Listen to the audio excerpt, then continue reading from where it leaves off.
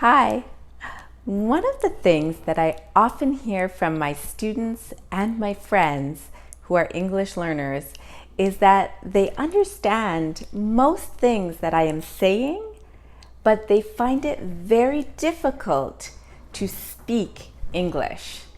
So let's talk about things that you can do to improve your spoken English from home. So one of the ways you can do this is to expand your vocabulary.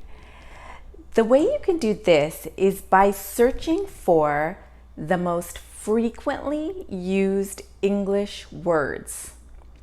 You might get 100 most frequently used words, which you probably already know, or top 500, or maybe even top 1,000. This doesn't mean you have to learn every single word, but you can go through the list and figure out which words would be helpful for you to learn. Another thing that you can do is start writing. Once you have a good base vocabulary, you can start to write about anything you want. You can write about books you love, movies you've watched, places you've gone, something that you've done that day. The nice thing about writing is it's a way to slow down your thinking and to figure out which vocabulary words you need to learn and what grammar you need to be able to produce English output. Once you have written, it is important to get a native speaker to be able to correct your work. Where do you find a native speaker?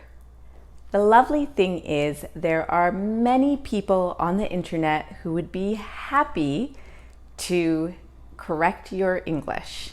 I know it's surprising, but there are people who love doing this. One site that I have learned about and find really useful is called lang-8.com.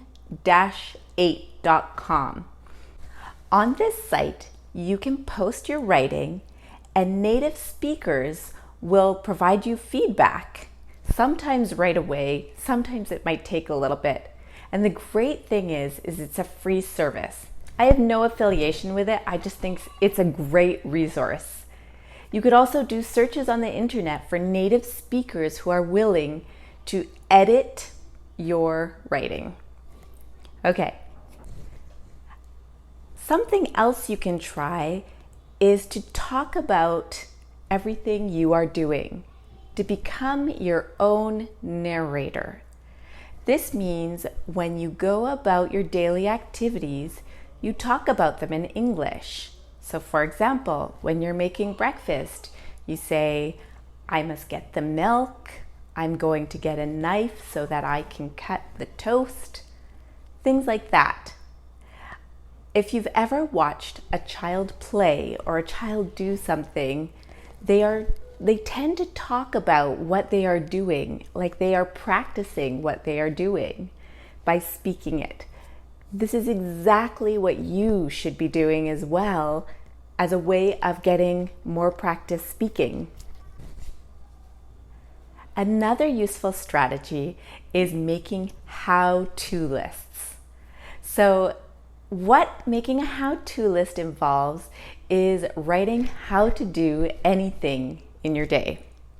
It might be something as simple as how to brush your teeth.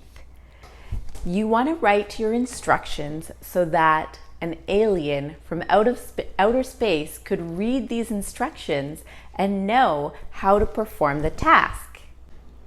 When you start breaking down all the skills that you go through on a daily basis, you start to see the vocabulary that you know and the vocabulary that you don't know within daily routines.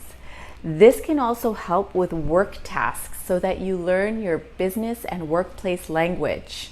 Last but not least, you can also record yourself or make a simple video and post it and tag somebody, a native speaker, so that they can correct you and give you feedback on how you are speaking and what you sound like. I hope these tips were helpful and that you have a chance to try them out sometime in the next few days. And if you do, feel free to tag me in a video or send me one of your lists, and I'd be happy to take a look at the first 100. See you later.